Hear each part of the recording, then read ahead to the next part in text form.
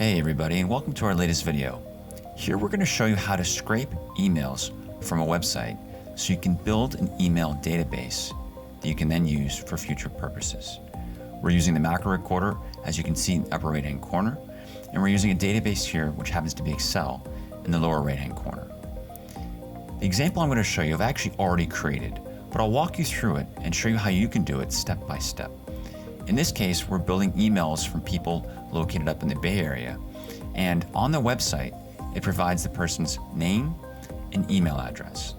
If I were to do this manually, I would have to go through, copy the person's name, paste it in, and then go through, depending on how I want to organize it, go through and then copy each asset here.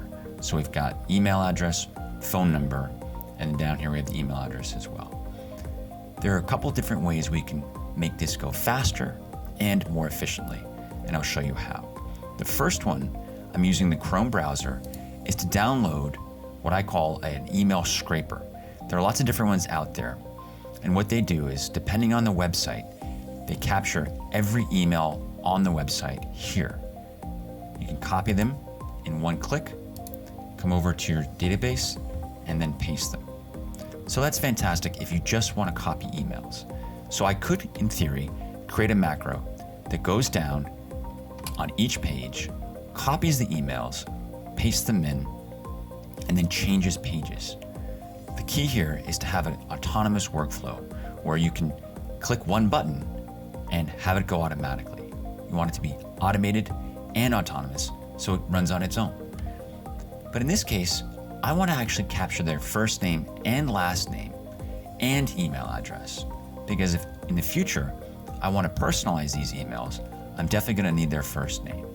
So I've created a macro that scrolls down, captures the first name and last name, and then automatically pastes all the emails into Excel and lines them up so they're adjacent to one another.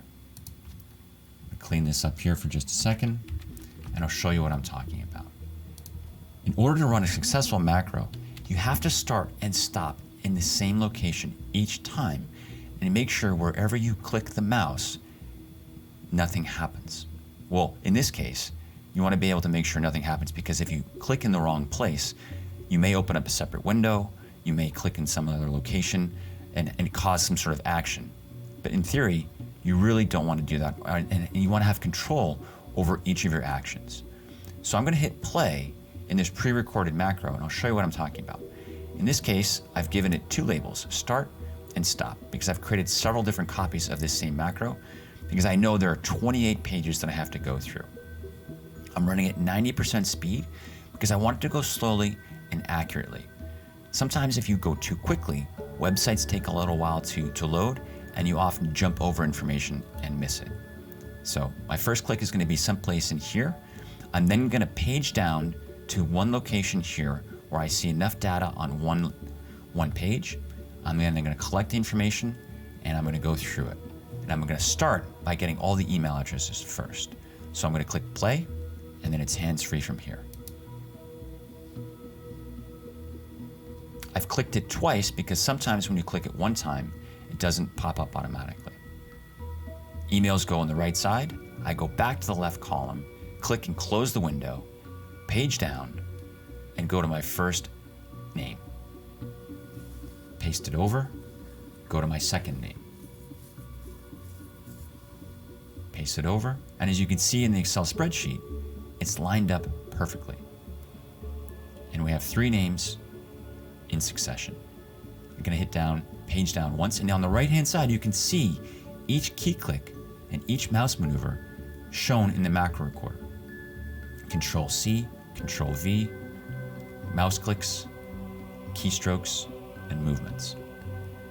One of the things you want to consider is that people's names are of different lengths, so you want to start your click and your drag as you select a name from far enough out that you don't miss anything. This website is built on a tabular format, so every first name and every last name is going to be pretty much in the same location. Not exactly, but if I click and drag within the right frame, I will, in effect, get that email, or rather get that name copied. The nice thing about this website is all the emails are captured using the email scraper, the web scraper, as you see in the browser above.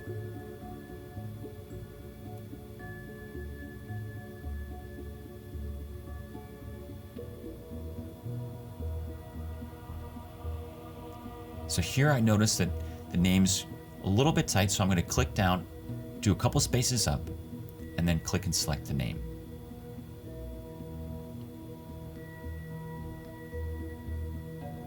You can see there the selection was a little high, but because it was within the same table, the same cell, it still selected the name. And you can see on the right-hand side in the Excel spreadsheet, the names are all in line. I'm going to delete the last email that says info at because I don't need that. And then I'm going to page down to the very bottom, and I'm going to keep hitting down until the very end because I want to make sure that I click next page correctly.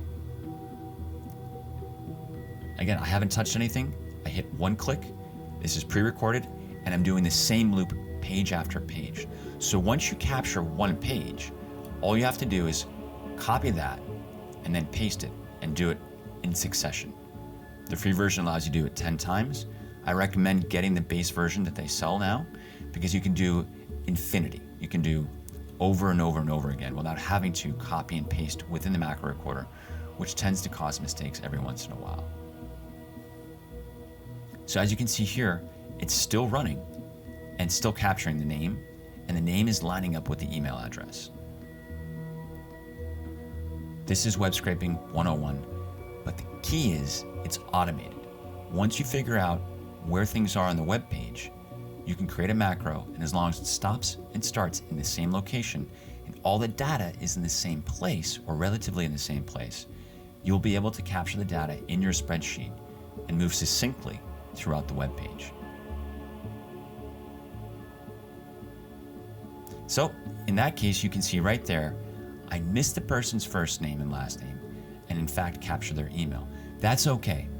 I'm going to check that when I go through it later, and I'll identify in this one case that there was one mistake, and you can see here, I missed that person's name as well.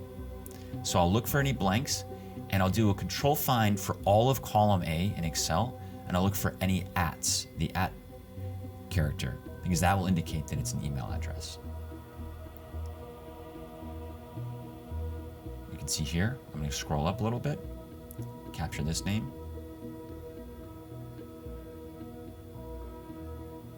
And so far so good. I've gone through 2 pages and only missed 2. And identifying the misses is going to be easy. I'll be able to do control find and find blanks in the spreadsheet, or I'll be able to do control find and find ats and quickly go through there. You won't actually use control find to find the blanks. You can just hit control down, and that will go to any blanks and stop. So we'll do one more page and see how it goes.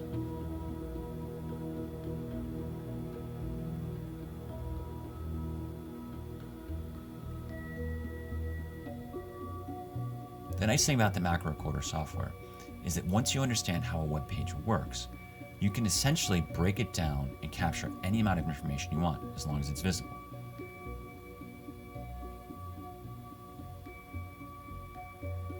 I'm clicking and dragging, starting early and going well over the name, even though each name starts in the same location because the number of characters in the name are different.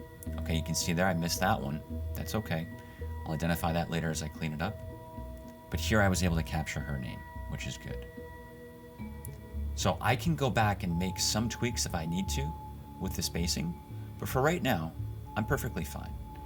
I've only missed 3, and I can easily find those.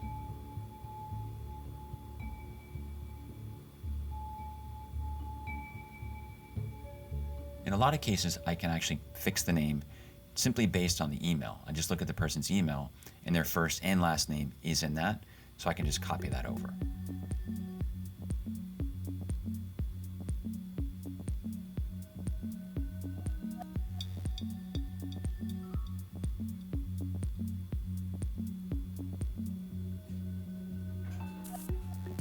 Now, if I wanted to, I could do this faster, but I'm not in a rush here, so I'm going to have it at 90%. But if you need to do this faster and you've tested it out, in theory, you could go up to 200, 300% and fly through this. As long as the web page loads correctly and everything captures correctly, you could essentially go 3, 4, 5x the speed that you see now and be done with this in a matter of probably minutes.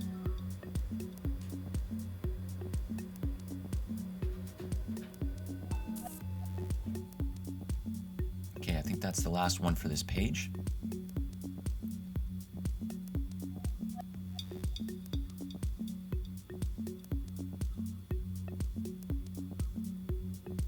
And we're good. All right, so I'm going to stop it there, and I'm going to show you just how many I've captured so far as an example. We ran all 28 pages, and you can see here it's quite a few. So far, it shows that I've captured 535. That's not including any blanks or any misses. So hopefully this helps. Again, the keys are download the MacroRecorder software, understand how to use it, download a web scraping, this one's called Email Extractor tool that will give you access to any emails that are visible, and then understand the dynamics of the web page and where you need to click and where you need to scroll in order to capture the information. If you have any questions, feel free to leave comments. If you have any ways to improve this system, or if you have any other ideas about how to do this, please certainly leave comments. Above all, please add likes, please subscribe, and we'll continue to do more of these videos to show you exactly how to save time, capture and organize data for your use in the future. Thanks so much.